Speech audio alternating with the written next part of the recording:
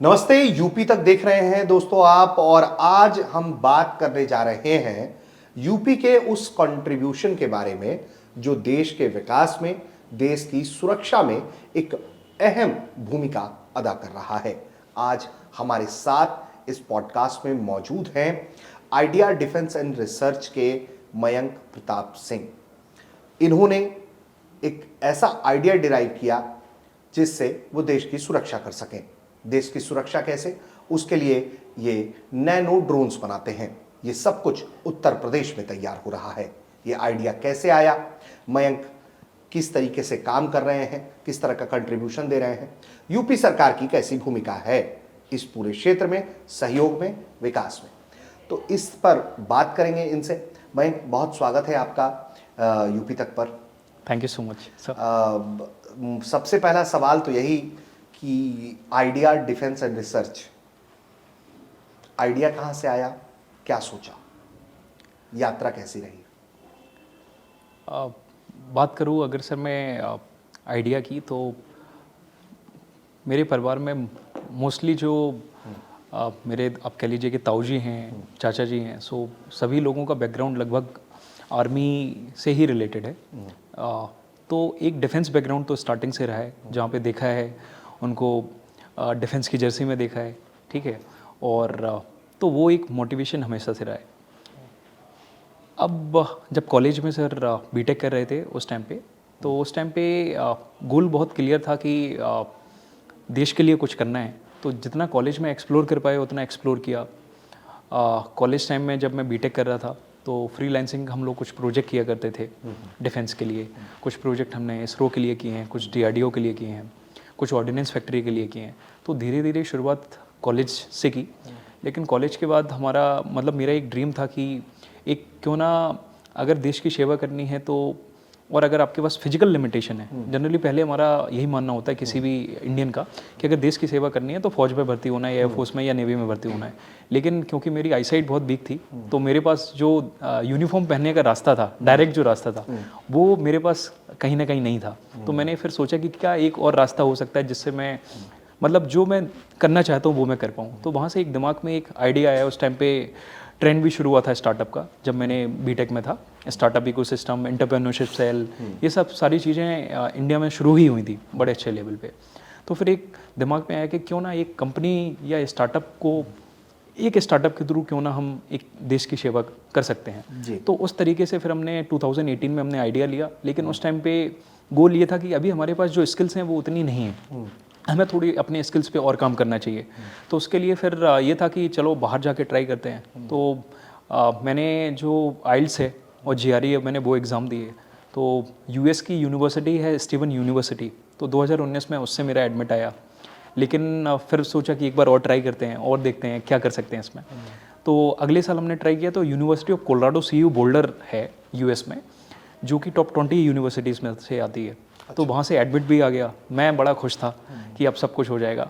लेकिन वो कहावत है ना कि जब आपकी किस्मत में कुछ और हो तो वो चीज़ चाह के भी आपको नहीं मिलती, ठीक है। तो मेरा, हम लोगों का 16 लोगों का ग्रुप था इंदौर में, जिसमें से 15 लोगों का वीज़ा लग गया था। सिर्फ मैं अकेला था जिसका वीज़ा नहीं लगा था। तो जिस दिन ये वीज़ा नहीं लगा उस दिन मैं बड़ा रोया। तो घर वालों ने संभाला कि कोई नहीं, मतलब भगवान पे भरोसा रखो, कुछ ना कुछ आएगा।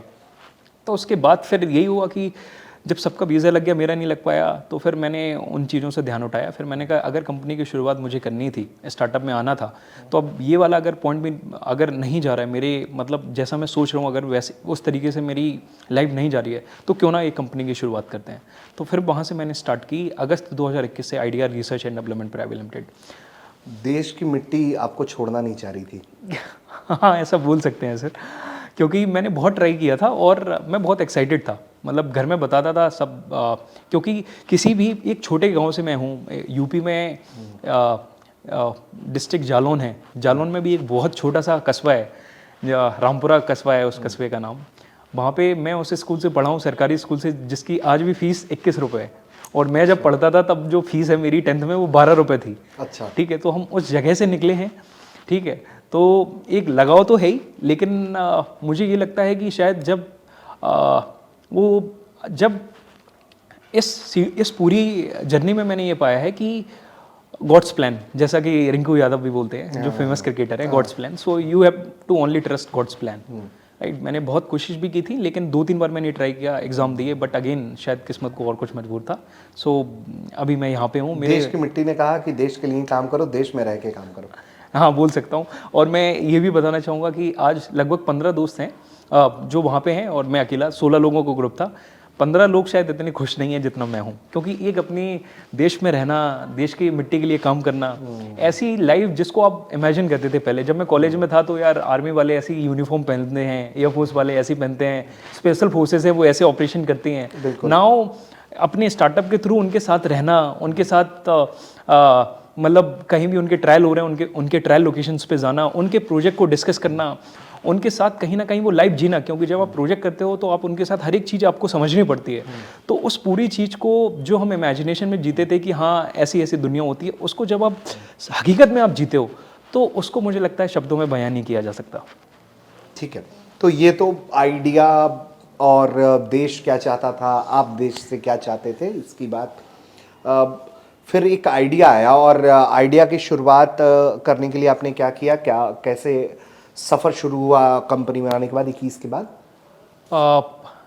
बेसिक आइडिया ये था कि कॉलेज में हम लोग ड्रोन्स पे काम करते थे। मतलब कॉलेजेस में उस टाइम पे ये था कि इंटर कॉलेज और इंट्रा कॉलेज इवेंट होते थे। तो उसमें क्योंकि हम लोग, मैं मैकेनिकल खुद बैकग्राउंड से हूँ और मेरे जो साथी थे वो भी मैकेनिकल बैकग्राउंड से थे और इलेक्ट्रॉनिक्स बैकग्राउंड से थे, तो हम लोग ड्रोन्स पे काफ़ी काम कर रहे थे।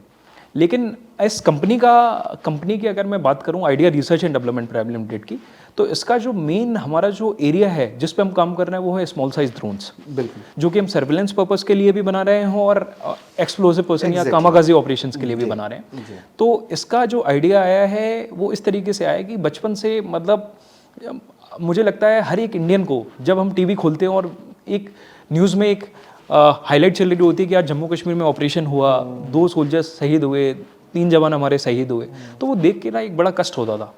तो उस तरीके से हमने सोचना शुरू किया कि यार एज अ इंजीनियर हम क्या कंट्रीब्यूट करें इस प्रॉब्लम स्टेटमेंट में, कि जहाँ पे ऑपरेशन हो हम कैसे इन सोल्जर्स की हेल्प कर पाएं, कैजुअलिटी को कैसे रिड्यूस किया जा सके। तो इसको फिर हमने एनालाइज करना शुरू किया। तो बेसिक जो प्रॉब्लम निकल गई वो ये कि जो टेररिस्ट है वो सेफली हाइड आउट ढूंढते हैं, छुपने की जगह ढूंढते हैं, और उनको ढूंढने में फिर ऑपरेशन करने में काफ़ी टाइम लगता है। अब वो बिल्डिंग के अंदर होते हैं, सोल्जर्स बाहर होते हैं, तो हमारे पास ऐसे कोई साधन नहीं है कि हमें अंदर का पता चल पाए। यही सेम 26/11 में कि हमें उस ऑपरेशन के अंदर पूरे 26, मतलब आप जो ताज होटल है उसके अंदर क्या हो रहा है ये हमें नहीं पता।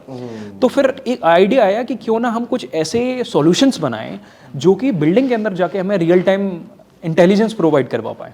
तो फिर हमने ब्रेनस्टॉर्म करना शुरू किया। तो हमने सोचा कि चलो हम अंडरग्राउंड ये अनमेंड ग्राउंड व्हीकल्स भी बना सकते हैं, यूजेवी जैसे बोलते हैं। लेकिन उसमें यही था कि जब भी ऑपरेशन होते हैं तो ऑपरेशन के टाइम पे आर्टिलरी और मतलब जो वो इतनी लेवल पे फायर होती है कि जो इंफ्रास्ट्रक्चर है वो ब्रेक हो जाता है। तो अब सीढ़ी ही नहीं है तो वहाँ पे आप क्या करोगे। तो उस टाइम पे फिर एक आइडिया है क्यों ना एक ऐसा ड्रोन बनाया जाए, एक मिनिएचर ड्रोन बनाया जाए जो बिल्डिंग में अंदर जाए और हमें रियल इंटेलिजेंस प्रोवाइड करे।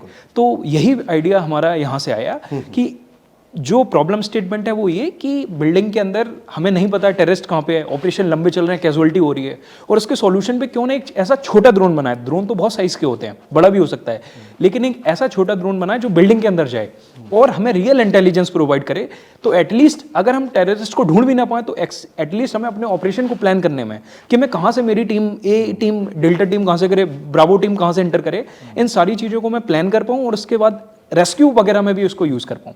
तो इस तरीके से ये पूरा आइडिया हमें आर्मी की प्रॉब्लम स्टेटमेंट को देख के ही हमें ये आइडिया मिला था। अच्छा, और फिर आप लोगों ने काम करना शुरू किया। तो यूपी में ही शुरुआती दौर से आप लोग यूपी में ही काम करते रहे? हाँ, मतलब मुझे याद है कि 2021 में जब हमने शुरुआत की तो मैं उससे पहले मैं इंदौर में रह रहा था। अच्छा। क्योंकि जब मैं, जैसे मैंने बताया, मैं प्रिपरेशन कर रहा था मास्टर्स की। लेकिन जब मेरा वो प्लान मेरी अकॉर्डिंग नहीं गया, ड्रॉप हुआ, तो मैं दिल्ली आया। फिर दिल्ली में आने के बाद मैंने मेरा जो कॉलेज है ग्रेटर नोएडा में है, NIT कॉलेज से मैं पढ़ा हुआ हूँ। तो मैं सर के पास पहुँचा जो NIT में है, OP अग्रवाल सर, जो MD हैं NIT कॉलेज के। मैंने कहा सर मुझे कंपनी खोलनी है और मुझे स्पेस चाहिए। सो ही सेड अच्छा ठीक है, तो पूरा कॉलेज है तुम्हारा बेटा, कहाँ तुम्हें लेना है? सो सपोर्ट बहुत अच्छा था। तो NIT कॉलेज जिससे मैं पढ़ा उन्होंने ही फिर मुझे एक स्पेस मुझे अलॉट करवाया, फिर हमने कंपनी का रजिस्ट्रेशन किया और हमने वहीं से ऑपरेशन शुरू किए। अच्छा। लेकिन हुआ क्या कि जब हम यूपी में काम कर रहे थे तो उस टाइम पे यूपी का जो स्टार्टअप इको सिस्टम है उतना डेवलप नहीं हुआ था। और पहला जो मेरा प्रोजेक्ट था वो था बेंगलोर में, ठीक है, ये पहला प्रोजेक्ट था बेंगलोर में, जिसमें मेजरली हमें काम करना था हैदराबाद में रह के। तो इंडियन आर्मी की एक विंग है SDD हैदराबाद, अच्छा, ठीक है, सिमुलेटेड डेवलपमेंट डिवीजन हैदराबाद में। तो पहला प्रोजेक्ट हमें एक फ्रीलांसिंग एजेंसी के थ्रू मिला था, डिजाइनिंग का प्रोजेक्ट था। अच्छा। जिसमें एक बेसिकली हमें वेपन को मॉडिफाई करके उसका सिमुलेटर बनाना था। अच्छा, ठीक है।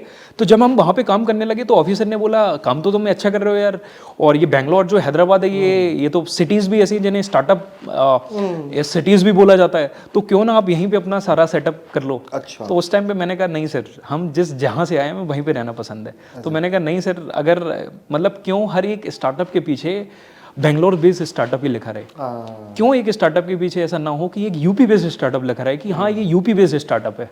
तो मैंने वो डिसीजन लिया और फिर जो हैदराबाद में मैं जहाँ पे एक या हैदराबाद या बेंगलोर में मैं सेटल हो सकता था, मैंने इसी अपनी यूपी को ही चुना।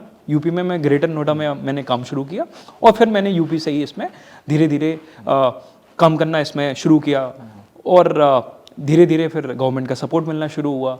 धीरे धीरे यूपी में जो इकोसिस्टम है स्टार्टअप का वो भी बनना शुरू हुआ। तो फाइनली अब यूपी का सिस्टम देखते हुए हमें और भी कहीं जाने की ज़रूरत नहीं है। इतना सिस्टम आज की डेट पे गवर्नमेंट ने हमें इतना सिस्टम और इतनी पॉलिसीज़ और इतना सपोर्ट प्रोवाइड कर दिया है कि मुझे नहीं लगता किसी को भी बाहर जाने की ज़रूरत है। इवन मैं तो बोलूँगा कि जो बाहर के लोग हैं बेंगलोर के, हैदराबाद के, यूपी से अच्छी कोई जगह नहीं है if they want to start something. Okay, तो चूंकि हमने अभी स्टार्टअप्स की बात कर ली है तो मैं चाहूँगा कि हम थोड़ा सा इस हिस्से को और एक्सप्लोर कर ले पहले, फिर हम आपके प्रोडक्ट्स के बारे में भी जानेंगे। तो अगर हम इसको एक्सप्लोर करें स्टार्टअप के लिए, आज के टाइम में आप कह रहे हैं कि यूपी से अच्छी कोई जगह नहीं है, तो थोड़ी कुछ क्या पॉलिसी पर हम बात कर सकते हैं? क्या हमारे दर्शकों को आप बता सकते हैं कोई पॉलिसी जो यूपी गवर्नमेंट ने आप लोगों को फैसिलिटेट किया, या क्या ऐसी अच्छी चीज़ें हो रही हैं पॉलिसी के तहत जिसके कारण ये लग रहा है कि स्टार्टअप्स के लिए एक बहुत अच्छा हब है ये? देखिए सबसे पहले किसी भी स्टार्टअप को चाहिए छत, कि वो काम कहाँ करे। सबसे पहला भाई मेरे पास आइडिया है, ठीक है, मैंने एक कंपनी भी रजिस्टर कर ली, लेकिन मैं काम कहाँ करूँ? तो सबसे पहले आता है कि एक स्पेस, जो कि स्पेस मुझे कहाँ से मिलता है? यूपी की पॉलिसी है स्टार्टअप पॉलिसी, जिसमें यूपी ने क्या किया, जितने भी कॉलेजेस हैं उनमें इन्होंने इंक्यूबेशन सेंटर्स बना दिए हैं। तो वो इंक्यूबेशन सेंटर्स क्या करते हैं, कुछ इंक्यूबेशन सेंटर्स तो फ्री में भी स्पेस प्रोवाइड करते हैं, और नहीं तो कुछ इंक्यूबेशन सेंटर्स मिनिमम अमाउंट पे आपको लैंड और आपको ऑफिस स्पेस दे देते हैं। तो एटलीस्ट अब आपके पास एक पहली ऐसी जगह मिल गई जहाँ पे आप बैठ के ब्रेनस्टॉर्म कर सकते हो, आप जहाँ पे बैठ के काम कर सकते हो। तो आपको एक छत मिल जाती है, जिसमें यूपी गवर्नमेंट ने एक जो इंक्यूबेशन का कॉलेजेस का ऐसा नेटवर्क बना दिया है कि आप आजकल आपको कहीं भी जाने की जरूरत नहीं है। आप किसी भी कॉलेज है वहाँ पे इंक्यूबेशन प्रोग्राम होगा, वहाँ पे जाइए और वहाँ पे जो भी फॉर्मेलिटीज़ हैं, पेपर वर्क है, वो आप कंप्लीट कीजिए और आपको स्पेस मिल जाएगा, आप वहाँ पे काम कर सकते हैं। सो पहला छत। नाउ दूसरा, अगर मैं बात करूँ रिसोर्सेस, राइट, तो स्टार्टेड जो यूपी है, यूपी की IT पॉलिसी है, उन्होंने क्या किया है कि एक इनका इकोसिस्टम बनाया, एक वेबसाइट है जिसमें ये बेसिकली ग्रांट भी देते हैं, एक फाइनेंशियल सपोर्ट भी देते हैं स्टार्टअप्स को। अच्छा। तो ऑलरेडी हमारी जो कंपनी है, हमें भी यूपी की ये जो ग्रांट है, मार्केटिंग असिस्टेंस ग्रांट है, वो ऑलरेडी हमें मिली हुई है IDR को। अच्छा। तो उस टाइम पे मुझे आज भी याद है 2022 में हमें पहला ट्रांच आया था, ठीक है। हालांकि जो पहला जब ट्रांच आया तो वो डजंट मैटर कि अमाउंट बहुत बड़ा हो, लेकिन वो जो एक छोटा अमाउंट आता है गवर्नमेंट की तरफ, वो मोटिवेशन आता है। और उस टाइम पे आना, जब मेरे पास सिर्फ एक ड्रोन था, जब ये ग्रांट आई, अमाउंट आया, तो एक से मैंने 2 प्रोडक्ट रेडी कर पाए। तो एक को मैं रिसर्च एंड डेवलपमेंट पे लगा पाया, एक को मैं ट्रायल पे लगा पाया। तो वहीं से ये पूरी जर्नी की शुरुआत हुई। तो इनका एक फाइनेंशियल सपोर्ट भी है, जो पहले कम था अब इन्होंने बढ़ा दिया, अब तो 11 लाख तक का फाइनेंशियल सपोर्ट दे रहे हैं। अच्छा। जब 2022 में जब मैंने 21 में कंपनी खोली थी, तब फाइनेंशियल सपोर्ट 5 लाख तक का था। तो अब देखिए, अब इन्होंने टाइम के साथ साथ उसको और भी इंप्रूव किया। तो उस टाइम पे 5 लाख रुपए भी बहुत थे, ठीक है। तो उस टाइम पे इन्होंने फाइनेंशियल सपोर्ट किया। ये सपोर्ट, मेंटोरिंग सपोर्ट, ये बहुत सारी कॉन्फ्रेंसेस वगैरह कराते हैं, जिसपे इनके टाई अप बहुत अच्छे हैं मेंटोरशिप से, जहाँ पे ये इवेंट कराते हैं, जहाँ पे आप कह लीजिए कि आपको बेसिकली एक इन्होंने एक प्रोग्राम रन किया है जिसमें क्या करते हैं कि जितने भी आसपास के स्टार्टअप्स हैं, इनक्यूबेटर्स हैं, तो ये कभी कभी उनकी मीट भी कराते रहते हैं। अच्छा। हाँ, तो ऐसी बहुत सारी चीज़ें हैं जो यूपी की, जो एक बेसिक स्टार्टअप को फॉलो, मतलब बेसिक स्टार्टअप जिनको फॉलो करके आगे बढ़ सकता है। इसके अलावा अगर मैं एक थोड़े से बड़े स्टार्टअप की बात करता हूँ, थोड़े इससे आगे की, तो अभी किसी भी स्टार्टअप के लिए जो अच्छा कर रहा है, जैसे 4-5 साल हो गए हैं, जैसे हम लोग अभी बात करें, हमें 4-5 साल हो गए हैं, ठीक है। हमने जो एक बेसिक साइकिल थी प्रोटोटाइप डेवलपमेंट की, प्रोडक्ट डेवलपमेंट की, वो हमने कर ली है। नाउ फॉर बल्क ऑर्डर्स के लिए हमें एक स्पेस चाहिए, ठीक है, हमें जहाँ पे हम अपनी फैक्ट्री सेटअप कर सकें। प्रोडक्ट बेस्ड स्टार्टअप ऑब्वियसली जगह देखता है जहाँ पे वो मास मैन्युफैक्चरिंग कर सके। तो उसके लिए अगेन यूपी ने क्या किया है, यूपी मुझे लगता है दूसरी या तीसरी स्टेट है जो ये काम कर रही है। उन्होंने क्या किया है कि डिफेंस के नोडल बनाए हैं, जिन्हें डिफेंस कॉरिडोर नाम दिया है इन्होंने, डिफेंस कॉरिडोर। तो उस कॉरिडोर में इन्होंने क्या किया है, 7 नोडल डिसाइड किए हैं। उस पे इन्होंने लैंड जो है फार्मर से ली है, उस लैंड को पूरा स्टार्टअप इकोसिस्टम के अकॉर्डिंग इन्होंने वो किया है, ये जो पूरा डिफेंस कॉरिडोर वो यस। अच्छा। तो जैसे अभी मैं बात करूं तो लखनऊ में है आपके डिफेंस, हाँ लखनऊ में है, कानपुर में है। मैं जहाँ पे रहने वाला हूँ उरई के पास में ही झांसी है। हाँ। तो झांसी में है Exactly. एरच के पास जगह है, मैं वहाँ पे खुद गया हूँ और मैं बड़ा सरप्राइज था जब मैंने वहाँ का इंफ्रास्ट्रक्चर देखा। जब मैं वहाँ पे एंटर कर रहा था तो एक बहुत ही मतलब एक टाउन टाइप की जगह थी जो उतनी सही नहीं लग रही थी, लेकिन जब मैंने उस सिस्टम पे एंटर करना शुरू किया तो वहाँ पे जो इंफ्रास्ट्रक्चर था, जो रोड थे, जो पानी की फैसिलिटीज़ थी, जो वाटर फैसिलिटीज़ थी, वो बहुत ही अच्छे लेवल पे प्लान की गई थी। राइट। तो एक छोटे स्टार्टअप से लेके एक बड़े स्टार्टअप तक के लिए भी स्टेट गवर्नमेंट का बहुत ज़्यादा सपोर्ट है। इसके अलावा इनके कुछ इनिशिएटिव भी हैं, जैसे एमएसएमई इनिशिएटिव है, तो ये कोलेटरल फ्री लोन भी देते हैं, जिसका प्रोसेस हम ऑलरेडी अभी कर रहे हैं। अच्छा। यस। तो उसमें क्या, अगर आपकी मान लीजिए कोई प्रॉपर्टी है, आप अगर उस पर कुछ आप अपना फैक्ट्री सेटअप करना चाह रहे हैं, तो उसके बेसिस पे यूपी गवर्नमेंट या जो एमएसएमई मिनिस्ट्री है यूपी की, वो आपको कोलेटरल फ्री लोन भी देगी। अच्छा। तो इस तरीके के इनिशिएटिव जब आपको मिलते हैं तो ये आपका जो विजन है उस पर और स्ट्रॉन्ग कर देते हैं कि आप तो मेहनत कर रहे हैं, लेकिन जो इकोसिस्टम है साथ साथ, जो सेंट्रल इकोसिस्टम है और जो स्टेट इकोसिस्टम है, ये भी सपोर्ट आपको करते हैं, तो आपका मोटिवेशन 2x हो जाता है, फिर आप और मेहनत से काम करते हो। Exactly. नहीं तो अच्छा, तो मैं इस बारे में जब आप बता रहे हैं, मुझे बहुत सारी चीज़ें आपने गिनवा दी मुझे कि एग्जैक्टली सरकार क्या क्या कर रही है।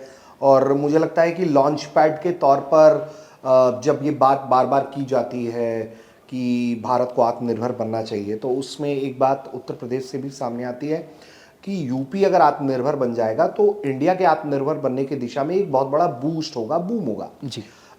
उस दिशा में कितना काम होता हुआ दिख रहा है, इस पर कमेंट। और दूसरा, हम अक्सर यहाँ सुन रहे हैं यूपी को लेकर कि सिंगल विंडो क्लियरेंस सिस्टम है, इसका क्या कुछ असर देखा आपने अभी तक? देखिए, सबसे पहले अगर मैं बात करूं कि आत्मनिर्भरता के लिए क्या इनका इनिशिएटिव है, तो यूपी गवर्नमेंट का वैसे तो कुछ सेंट्रल गवर्नमेंट के भी इनिशिएटिव हैं, लेकिन अगर मैं स्टेट गवर्नमेंट की बात करूं तो यूपी गवर्नमेंट का इन्होंने एक अपनी पॉलिसीज़ में एक अलग से पॉलिसी निकाल रखी है जिसको आईपी पॉलिसी बोलते हैं। अच्छा। उसमें इन्होंने ये प्रावधान दे रखा है कि अगर आप कोई भी पेटेंट या इंडिजिनाइजेशन, आपने कोई भी इंडिजिनाइज प्रोडक्ट डेवलप किया है या प्रोटोटाइप डेवलप किया है, तो उसको अगर आप पेटेंट करना चाहते हैं तो उसमें भी आपको 50% जो है वो कवरेज वो यूपी गवर्नमेंट देगी। मान लीजिए अगर मुझे पेटेंट पे जाना है और उसमें अमाउंट लग रहा है, तो 50% का जो मुझे पेटेंट का जो खर्चा है, महंगी प्रोसेस है। इनिशियली डिजाइन पेटेंट नहीं, लेकिन जब हम टेक्नोलॉजिकल पेटेंट की तरफ जाते हैं तो उसमें कुछ हमें जो रिम्बर्समेंट है वो यूपी गवर्नमेंट की तरफ से मिल जाता है। दूसरा, अगर आप किसी भी ऐसे इवेंट्स होते हैं जहाँ पे आप जाना चाहते हैं, चाहे वो अगर नेशनल इवेंट्स हो चाहे इंटरनेशनल इवेंट्स हो, तो उसमें भी अगर आपका जो खर्चा आता है उसमें भी यूपी गवर्नमेंट आपको सपोर्ट करती है। और तीसरा सबसे बड़ा अगर मैं बोलूँगा कि सपोर्ट सिस्टम क्या है, जैसे यूपी में, जैसे हम लोग यूपी डिफेंस कॉरिडोर में हम लोग इन्वेस्टर हैं। अब अभी एक इवेंट हुआ था, डिफेंस का भी इवेंट होते हैं और भी इवेंट होते हैं, तो यूपी इंटरनेशनल ट्रेड शो हुआ था। ठीक है, यूपी इंटरनेशनल ट्रेड शो में यूपी डिफेंस जो इंडस्ट्रियल ये जो यूपी डिफेंस इंडस्ट्रियल कॉरिडोर है, इनका एक पूरा इन्होंने स्टॉल लगाया हुआ था। ठीक है, उस स्टॉल पे इन्होंने जितने भी स्टार्टअप्स हैं उनको जगह भी दे रखी थी।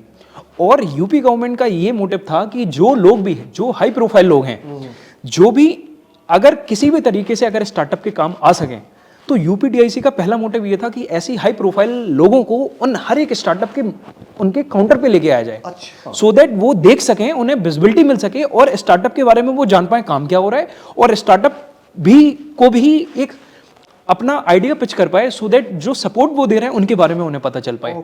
ठीक है, तो हमने ऐसे ही एरो इंडिया इवेंट हुआ था। एरो इंडिया में भी सेम इन्होंने हमें एक स्पेस प्रोवाइड किया था जहां पे हम अपने प्रोडक्ट रख पाते हैं। अब वहां पे बड़े बड़े लोग आते हैं, हाई प्रोफाइल लोग आते हैं, डिफेंस के भी लोग आते हैं, पुलिस लॉ एनफोर्समेंट एजेंसीज के भी लोग आते हैं। तो वहां पे भी यूपी डिफेंस कॉरिडोर की जो पॉलिसीज हैं, यूपी जो स्टेट की जो आईटी पॉलिसीज है, ये इस चीज में बहुत सपोर्ट करती हैं। अच्छा जी। अब दूसरा आपने इसी पे एक ये पहलू हो गया कि इसमें आत्मनिर्भर को कैसे सपोर्ट करें। ठीक है, इसके अलावा आत्मनिर्भर के लिए आपने बोला तो एक तो आईपी है, दूसरा इन्होंने नो डाउट जो बोला है कि एमएसएमई, अगर आपके पास आईपी राइट्स हैं और अगर आपको कुछ करना है तो एमएसएमई का इनका सपोर्ट है। इसके अलावा आपने एक दूसरी चीज में मेंशन की थी, सिंगल विंडो क्लियरेंस। तो अब मान लीजिए कि मुझे लैंड लेना है, ठीक है, मुझे अपनी फैक्ट्री सेटअप के लिए कोई लैंड चाहिए, तो उसमें ऑलरेडी मेरा बस काम ये है कि मुझे एक अपना डिटेल्ड प्रोजेक्ट रिपोर्ट मुझे बना के देनी है। उसके बाद चाहे वो अब एक फैक्ट्री सेटअप के लिए आपको बहुत सारे क्लियरेंस लेने पड़ते हैं, लेकिन वो सारा का सारा काम यूपी डिफेंस कॉरिडोर अपने आप में करके दे रहा है। मतलब मुझे सिर्फ अपना प्रोजेक्ट रिपोर्ट सबमिट करनी है, मुझे दफ्तर के चेक करनी काटने कि अगर मुझे पॉल्यूशन सर्टिफिकेट लेना है तो मैं पॉल्यूशन डिपार्टमेंट के पास भागूं, अगर मैं इलेक्ट्रिसिटी कंजप्शन का मैं ले रहा हूं तो उसके लिए मैं अलग भागूं, अगर मुझे वाटर के लिए कुछ चाहिए तो उसके लिए मैं अलग भागूं। तो इन्होंने क्या किया, एक सिंगल विंडो क्लियरेंस सिस्टम बनाया हुआ है जिसमें एंड बॉडी ही आपको पूरा क्लियरेंस और सारा सेटअप करके देगी। आपको सिर्फ लैंड लेनी है और अपना सेटअप लगाना है। और उस लैंड लेने के लिए भी आप देखिए कि किसी भी अगर मैं अपनी कंपनी की बात करूं, so we are a startup company, we are not having large fund, right. So हम क्या करते हैं, इन्होंने एक पॉलिसी और अच्छी कर रखी है कि जो छोटे छोटे आप इंस्टॉलमेंट में भी आप पे करके आप लैंड ले सकते हो। अच्छा। तो सपोज आपको लैंड पड़ रही है मान लीजिए 4 करोड़ की, तो उस 4 करोड़ का आप 5 या 10% देके भी अपनी लैंड को आप एक्वायर कर सकते हो। तो किसी भी इंसान को अगर आप बोलो कि मैंने 4 करोड़ की लैंड लेनी है, उसके लिए बड़ा मुश्किल हो जाएगा। लेकिन अगर 4 करोड़ का अगर मैं परसेंटेज देता हूँ, 10% 40 लाख, उसका 5% 20 लाख, तो 20 लाख रुपए में आप लैंड ले सकते हो। इससे अच्छी और क्या बात हो सकती है। तो इस तरीके की भी जो सपोर्ट है वो ऑलरेडी यूपी गवर्नमेंट प्रोवाइड करा रही है। तो ये तो हमने यूपी गवर्नमेंट की बात कर ली। अब अगर हमने शुरुआत में आइडिया पर बात किया, आपके यूपी सरकार किस तरह से हेल्प कर रही है, चूंकि आप डिफेंस कॉरिडोर का भी हिस्सा हैं और आप लोग वहाँ पर अपना सेटअप कर रहे हैं, तो ये सब बात की हमने। अगर हम अब बात करते हैं अगले फेज़ की, जो हर कंपनी के लिए बहुत ज़रूरी होता है, फंडिंग्स, अगर उस पर बताना चाहें, फंडिंग्स कैसे मैनेज किया आपने और किस तरह की फंडिंग्स आपको हासिल हो पाई? देखिए, अभी तक हमारा जो स्टार्टअप है idea research and development private limited, अभी तक ये बूट स्ट्रैप्ड है। अभी तक हम किसी भी एक्सटर्नल फंडिंग के लिए नहीं गए हैं। उसका पहला रीजन ये था कि हम अपने प्रोडक्ट को मैच्योर भी कर रहे थे, प्रोडक्ट वैलिडेशन भी चल रहा था हमारा। इसके अलावा इस प्रोडक्ट को वैलिडेट करने में हमें जो सपोर्ट है, इनिशियल सपोर्ट इन्वेस्टर की जगह पे हमें गवर्नमेंट की पॉलिसीज से मिल गया था। अच्छा, ठीक है। तो जैसे हमें अभी तक लगभग 1.2 CR की ग्रांट मिल चुकी हैं गवर्नमेंट से। और ये 1.2 CR किसी भी स्टार्टअप के लिए बहुत बड़ा अमाउंट होता है, राइट। हमारे लिए तो स्टार्टअप में जब हम कंपनी खोलते हैं, इनिशियल लेवल पे हमारे पास 5-5, 10-10 हज़ार रुपये भी बहुत होते हैं। लेकिन जब आपको 1-1 करोड़ रुपए की जब गवर्नमेंट की डिफरेंट स्कीम से आपको ग्रांट मिलती है, तो इससे कहीं ना कहीं आपका जो भरोसा है वो और डबल हो जाता है। तो मैं अगर बात करूं फंडिंग की, तो अभी तक हमें जो यूपी की पॉलिसी है, जैसे मैंने बताया, उससे हमें ग्रांट मिली हुई है। ठीक है। इसके अलावा जो ministry of electronics and information technology MIT, उसके थ्रू हमें ग्रांट मिली हुई है 45 लाख की। इसके अलावा DST department of science and technology है, उससे भी हमें ग्रांट मिली हुई है DST की है। MSME की है, MSME का जो ग्रांट का प्रोसेस है वो ऑलरेडी चल रहा है। तो ऐसी बहुत सारी इनिशिएटिव हैं। अगर आप अवेयर हैं तो ऐसे बहुत सारे चैनल गवर्नमेंट ने बना दिए हैं, ऐसी बहुत सारी स्कीम्स हैं जिनको लेके इनिशियली आप अपने आप को खड़ा कर सकते हो। अब देखिए उसका फायदा कहाँ मिला। मैं अपने केस की मैं बात करूँ तो गवर्नमेंट ने उतना ग्रांट, गवर्नमेंट की उन ग्रांट का मेरे पास एक्सेस था, तो मैंने अपने प्रोडक्ट को मैच्योर किया। मैं अपनी कंपनी को रन करने लगा और मेरे जो बेसिस एक्सपेंडिचर है वो निकलने लगे। हम लोग मार्केट में प्रोडक्ट सर बेचने लग गए, हमारी कंपनी प्रॉफिटेबिलिटी की तरफ बढ़ने लगी। अब जब मैं किसी भी कंपनी को ये किसी भी इन्वेस्टर को ये दिखाऊंगा कि मेरी कंपनी प्रॉफिट मेकिंग कंपनी है, जहाँ पे अभी तक मैंने कोई भी इन्वेस्टमेंट नहीं उठाई है, तो वहाँ पे मेरे इन्वेस्टमेंट लेने के चांसेस और ज़्यादा बढ़ जाते हैं, राइट। और इस अगर मुझे एक्सटर्नल फंडिंग भी चाहिए तो उसमें भी गवर्नमेंट ने कुछ इकोसिस्टम बना रखा है। तो इनकी पॉलिसीज़ में कुछ मैं अगर आपको कई ऐसे ये इवेंट कराते हैं जहाँ पे 1-to-1 इवेंट होता है, जहाँ पे आप जिस रिलेटेड फील्ड से स्टार्टअप है उस फील्ड के आप इन्वेस्टर से भी आप मिल सकते हैं। और ये जो डिफेंस जो कॉरिडोर है ये भी इसी का एक सब पार्ट है, क्योंकि डिफेंस कॉरिडोर में जहाँ पे मेरी मान लीजिए जहाँ मुझे जगह मिलेगी वहाँ पे मान लीजिए एक डिफेंस पीएसयू है जिसने 164 हेक्टेयर का प्लांट खरीद रखा है।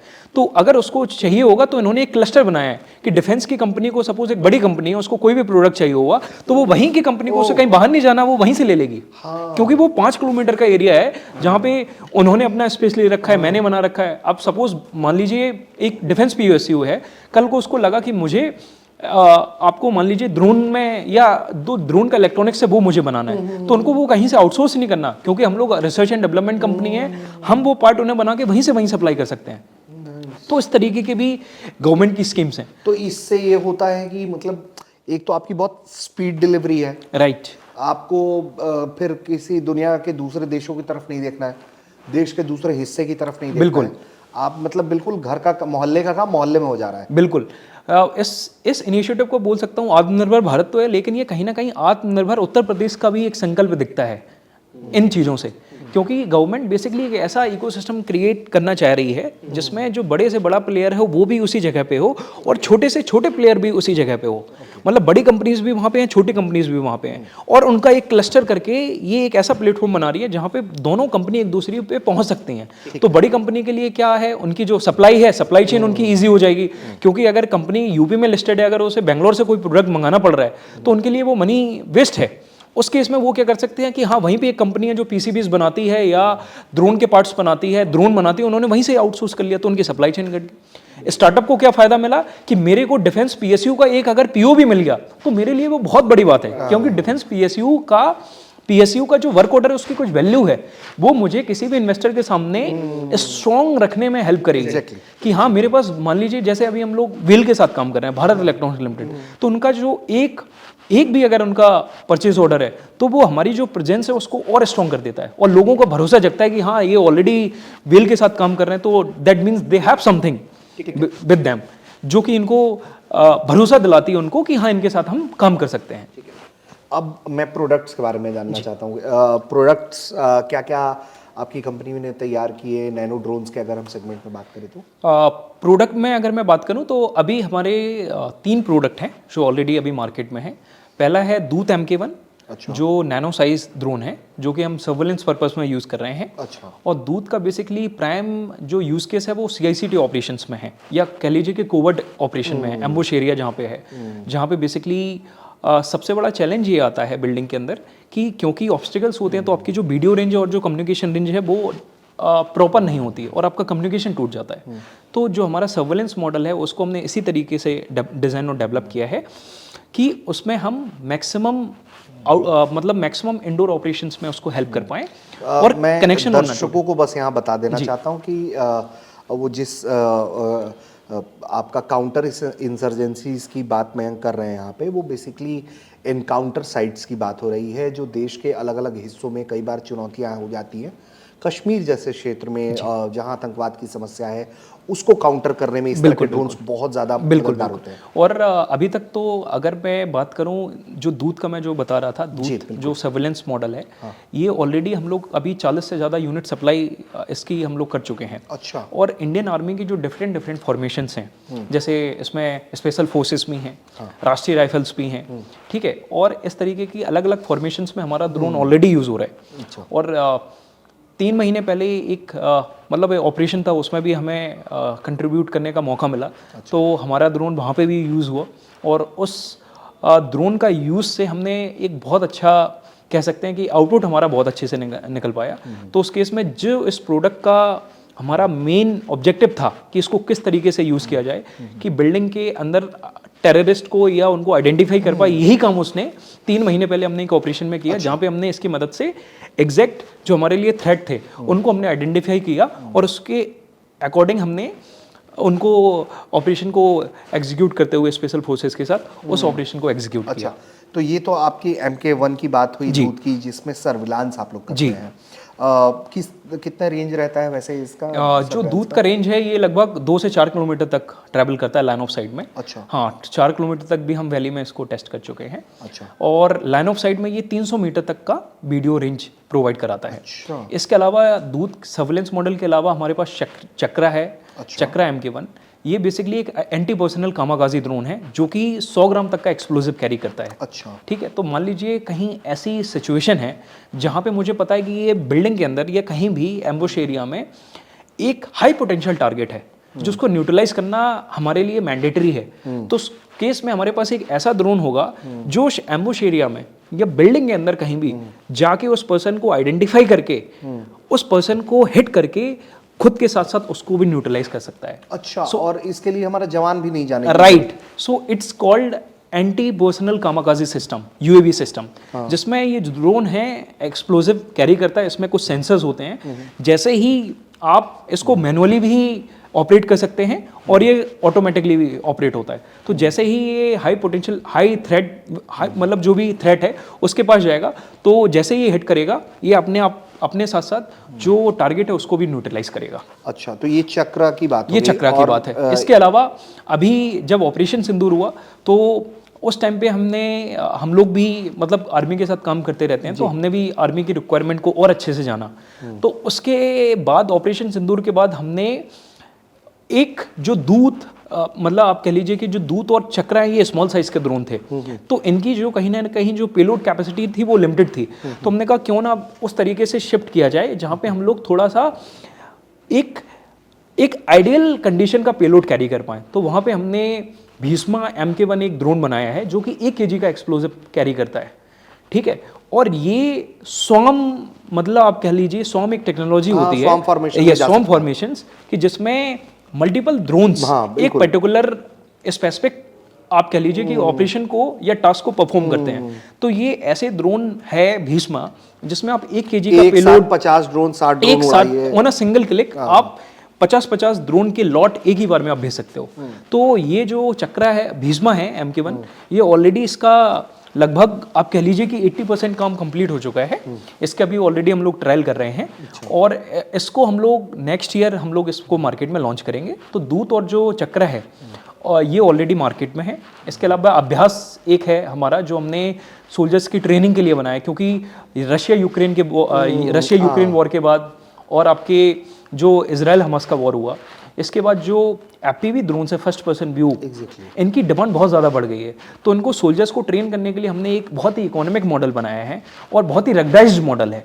तो वो हम लोग ऑलरेडी मार्केट में दे रहे हैं और उसके अलावा भीष्मा है जो हम लोग अभी मार्केट में लेके आएंगे। ठीक है।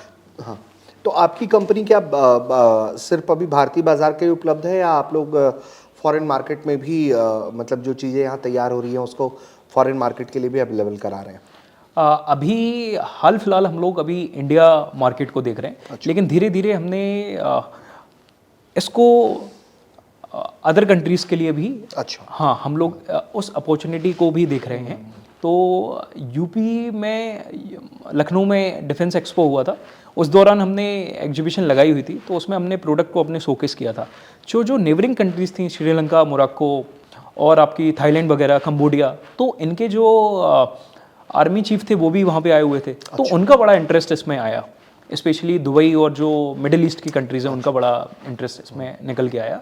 जो हमारे सर्विलेंस मॉडल है और जो anti personnel kamikaze model specially surveillance वाले में, तो वहाँ से इनका इंटरेस्ट जनरेट हो गया है। तो अभी हम जो है इनके साथ इनिशियल डिस्कशंस में हैं और क्योंकि ये टेक्नोलॉजी अब इंडिया में प्रूवन हो चुकी है तो हम लोग बिल्कुल रेडी हैं कि हाँ हम इसको इंडिया के साथ साथ ग्लोबल मार्केट में इसको लेके जाएंगे। एक तरीके से हम कह सकते हैं कि जिस चीज़ के लिए हमें दूसरी तरफ भारत को दूसरे देशों पर निर्भर रहना पड़ता था जी, अब वो देश जो है वो कहीं ना कहीं आने वाले वक्त में यूपी पर निर्भर रहेंगे कि उन्हें ये प्रोडक्ट मिल पाए। जी जी जी, उम्मीद तो मेरी यही है। मुझे भी मतलब हम लोग भी इतनी समय से प्रयास कर रहे हैं, यूपी गवर्नमेंट भी प्रयास इतना कर रही है। हम लोगों का मेन ऑब्जेक्टिव यही है कि किसी भी, देखिए किसी भी स्टेट का, किसी भी राष्ट्र का तब तक मैं बोल सकता हूँ कि उसको विकसित नहीं बोल सकते जब तक वो अपनी चीज़ें खुद से इन हाउस डेवलप करना शुरू ना करे। तो हम लोगों ने ऑलरेडी, हम ड्रोन के कुछ पार्ट्स जो हैं ऑलरेडी हमने इन हाउस बना लिए हैं। जैसे आपका फ्लाइट कंट्रोलर है वो हमने इन हाउस बना लिया है, रिमोट है, चार्जर है। क्योंकि मैं दर्शकों को बता दूं कि फ्लाइट कंट्रोलर बनाना कोई मामूली बात नहीं है। दुनिया भर में बहुत गिने चुने, इक्के दुक्के, उंगलियों पर गिने जाने वाले देश हैं जिनके पास अपनी ये तकनीक है। जी जी जी। तो उसमें से मुझे लगता है कि भारत में आप चुनिंदा लोगों में से एक है। जी हाँ, भारत में कुछ लोगों ने ये अभी आप कह लीजिए कि जो एफसी हैं उन पे इन हाउस करने का काम शुरू किया है। उसमें हम भी उन चुनिंदा कंपनियों में से एक हैं। तो अभी हमारा जो एफसी है वो बन गया है। एफसी के अलावा जो हमारा रिमोट है, चार्जर है, ये ऑलरेडी हमने इनको मेड इन इंडिया में हमने डेवलप कर लिया है। अच्छा। अब अच्छा हमें भी लगेगा कि जिस दिन ये जो मेड इन इंडिया प्रोडक्ट है या जो मेड इन यूपी प्रोडक्ट है ये ग्लोबल मार्केट पे जाएं और हम प्राउडली बोल पाए कि ये हम लोग इंडिया में या यूपी के इस भाग में बना रहे हैं और ये देश विदेश में अलग अलग जगह पे यूज़ हो रहे हैं। अच्छा, चूंकि हमने इंडिजिनाइजेशन पे बात की तो आपके भी प्रोडक्ट्स में कितने प्रतिशत इंडिजिनाइजेशन आप लोगों ने हासिल कर लिया है? क्या ये 80-90% के करीब है या 100%? अगर मैं बात करूं दूत जो हमारा सर्वेलेंस मॉडल है तो उस पर्टिकुलर मॉडल में लगभग हम लोग 80% से ज़्यादा कंटेंट इंडिजिनाइज कर चुके हैं, जिसमें अभी सिर्फ कैमरा सिस्टम है और वीडियो ट्रांसमिशन सिस्टम है जिसको इंडिजिनाइज करना बाकी है, जिस पर ऑलरेडी हम लोग काम कर रहे हैं। इसके अलावा मैक्सिमम कंपोनेंट्स को हमने इंडिजिनाइज कर लिया है। तो मतलब जल्द ही ये 100% आत्मनिर्भरता की जी, तरफ हम और हमारी कोशिश भी है कि इसको आने वाला जो साल है 2026 में हम लोग अपना भारत में बना, भारत के लिए बना एक made in India 100% made in India drone हम मार्केट में लेके आए और उसको फिर हम मार्केट में लेके आने के साथ साथ उसको एग्जैक्ट फील्ड में यूज़ करें और फिर अपने देश से लेके इसको विदेशों तक लेके जाएं। बिल्कुल। आखिरी सवाल आपसे मेरा जी। कि यूपी सेंट्रिक सवाल रहेगा जी। कि ईज ऑफ डूइंग बिजनेस के लिए यूपी में तमाम चीज़ें आपने बताई हैं, क्या और बेहतर करने का स्कोप अपनी तरफ से अगर आप सुझाव देना चाहें तो? देखिए, ईज़ ऑफ डूइंग बिजनेस में जो प्रोसेस है उसको थोड़ा सा और आप कह लीजिए कि स्ट्रीमलाइन किया जा सकता है, जिससे जो टाइम है वो और थोड़ा सा कम लगे। इसके अलावा एक फैक्टर है जो मुझे लगता है जो स्टार्टअप को बहुत ज़्यादा सपोर्ट कर सकता है। नो डाउट कुछ चीज़ें जो है, जैसे मैंने यूवी डिफेंस कॉरिडोर बताया, जो गवर्नमेंट की एमएसएमई स्कीम्स बताई, आईटी पॉलिसीज़ बताई, इसमें कुछ जो अदर स्टेट हैं वो यूपी से सीख सकते हैं, लेकिन कुछ ऐसी चीज़ें हैं जो अदर स्टेट से यूपी सीख सकता है। अच्छा। उसमें सबसे बड़ा फैक्टर है पायलट प्रोजेक्ट। अच्छा जी, तो जैसे तेलंगाना है और भी ऐसी कई स्टेट्स हैं जहाँ पे गवर्नमेंट क्या करती है, मान लीजिए अब जैसे हम लोग ड्रोन बना रहे हैं, ठीक है, तो ड्रोन में गवर्नमेंट को एक पर्टिकुलर टाइप के ड्रोन की रिक्वायरमेंट है। तो उन्होंने क्या किया, किसी स्टार्टअप जो ऑलरेडी ड्रोन में काम कर रहा है, उन्होंने कहा कि आप इस पर्टिकुलर टाइप का ड्रोन बना दीजिए, इसमें इनिशियली जो भी रिसोर्स लगेंगे वो हम ही देंगे, इनिशियल फंडिंग हम ही देंगे। और जब आपका ये प्रोडक्ट बन जाएगा 50% मान लीजिए हम देंगे, 50% आप लगाइए। जब ये बन जाएगा उसके टाइम बाद हम आपको ऑर्डर भी देंगे, आप आपको वर्क ऑर्डर भी प्लेस कर देंगे। तो इस तरीके के जब इनिशिएटिव आएंगे तो जो एक्चुअल में जो स्टार्टअप है, जो प्रोडक्ट बेस्ड स्टार्टअप है, जो टेक बेस्ड स्टार्टअप है, जो डीप टेक पे काम कर रहे हैं, उनको ये वाकई में हेल्प मिलेगी। मान लीजिए मुझे यूपी, मान लीजिए गवर्नमेंट ने बोला कि हमें लॉ एंड एनफोर्समेंट के लिए हमें लाउड स्पीकर वाले ड्रोन चाहिए जो लाउड स्पीकर से हम कोई अनाउंसमेंट कर पाएँ, या मान लीजिए सर्वेलेंस के लिए हमें ड्रोन चाहिए जो लॉन्ग एंडोरेंस हो और उनसे हम इंटेलिजेंस गैदर कर पाएँ, या ट्रैफिक मॉनिटरिंग के लिए चाहिए। तो उस केस में हम ये कर सकते हैं कि हम एक पायलट प्रोजेक्ट रन कर सकते हैं जिसमें हम कुछ रिसोर्सेज उस स्टार्टअप के हम प्रोवाइड करा दें। वो प्रोडक्ट जब हमारा बन जाए तो हम स्टार्टअप को पीओ प्लेस कर दें। तो इस तरीके के इनिशिएटिव हैं जो हेल्प कर सकते हैं। ठीक है, आखिरी में यूथ्स को, जो लोग यूपी में स्टार्टअप करना चाहते हैं, उनको क्या मैसेज देंगे? देखिए, मेरा मैसेज यही होगा यूथ को कि अभी ये जो समय है, ठीक है, एक बहुत अच्छी कहावत है इंग्लिश में कि right people at the right time at the right place, right. So ये बिल्कुल सही समय है जब आप स्टार्टअप इकोसिस्टम में अपना एक फ्यूचर देख सकते हैं। नाउ राइट प्लेस यूपी एक ऐसी जगह है जहाँ पे धीरे धीरे स्टार्टअप का एक क्लस्टर बनना शुरू हुआ है और धीरे धीरे ये चीज़ें आगे और भी आएंगी। ठीक है। और जिस तरीके से यूपी के जो सीएम हैं उनका एक स्टार्टअप को लेके जो सॉफ्ट कॉर्नर है, जो पॉलिसीज़ में उनकी दिखता है, तो वो कहीं ना कहीं एक ऐसा कह सकते हैं ऐसी ऑफरिंग दे रहे हैं स्टार्टअप्स को जिसको आप मना नहीं कर पाओगे। चाहे वो सपोर्ट हो, चाहे वो आपका आप कह लीजिए कि पॉलिसीज़ का सपोर्ट हो, चाहे वो फाइनेंशियल सपोर्ट हो, वो सारी चीज़ें हैं। और रहा बात तीसरा फैक्टर आपके लोग, तो अभी आप देख ही रहे हैं यूपी में, अगर मैं डीप टेक स्टार्टअप की बात करूं तो जितनी भी यूपी में अभी तक आप देखेंगे, जितनी भी आप मान लीजिए हम लोग ग्रेटर नोएडा में 40 किलोमीटर के बाद जेवर एयरपोर्ट है, राइट। जेवर एयरपोर्ट के बाद टॉय सिटी भी बन रही है, तो टॉय सिटी के बाद फिर और भी सारी चीज़ें बन रही हैं। तो ये ऐसा इंफ्रास्ट्रक्चर आपके पास है जहाँ पे आपको एंड कस्टमर भी आपको यहाँ पे मिल जा रहा है, राइट। तो कुल मिला के ये अभी एक ऐसा टाइम है जहाँ पे सारी चीज़ें हमारे मतलब बोल सकते हैं कि हमारे हित के अकॉर्डिंग बैठ रही हैं, ठीक है। जहाँ पे policy, this is the right time to start, right. And इसमें यूपी से अच्छी कोई जगह नहीं हो सकती, क्योंकि नो डाउट यूपी दिल्ली एनसीआर से भी पास है। हाँ। तो दिल्ली एनसीआर का पार्ट है, ये भी सबसे अच्छी पार्ट है। इसके अलावा पॉलिसीज़ हैं, आपको कम मतलब मिनिमम आप कह लीजिए कि मिनिमम डाउन पेमेंट पे आपको रेंट मिल जाता है। पॉलिसीज़ अच्छी हैं, फाइनेंशियल सपोर्ट अच्छा है, मेंटोरिंग बहुत अच्छी है। और इसके अलावा जो अगर आपको इवेंट्स में जाना है तो उसमें आपको जो यूपी पॉलिसी है वो आपको इवेंट्स में पब्लिक गैदरिंग के लिए भी, उसके लिए भी पुश कर रहा है। तो मैं इस चीज़ को बस इसी एक लाइन में ख़त्म करना चाहूँगा कि if you want to start anything, this is the right time and UP is the perfect destination for you. Okay, तो बहुत शुक्रिया मयंक जी हमसे बात करने के लिए। तो दोस्तों, उम्मीद करते हैं कि आपको ये बातचीत पसंद आई होगी और आपने सुना कि किस तरीके से उत्तर प्रदेश के अंदर इस तरह की अनंत यात्राएं जारी हैं, जहां लगातार यूपी को आत्मनिर्भर ना बनाने के लिए बल्कि पूरे भारत को आत्मनिर्भर बनाने में यूपी की भूमिका कैसी है और यूपी किस तरह का मंच प्रदान कर रहा है हर क्षेत्र की कंपनियों को, जिसमें डिफेंस सेक्टर की भी कंपनी से हमने बात की। आपने सुना कि किस तरीके से यूपी में तैयार किए जा रहे ड्रोन्स देश की सरहदों को सुरक्षित कर रहे हैं और देश को तमाम उन लोगों से भी सुरक्षित कर रहे हैं जो इस देश का अहित चाहते हैं। उम्मीद करते हैं कि आपको ये बातचीत पसंद आई होगी। धन्यवाद।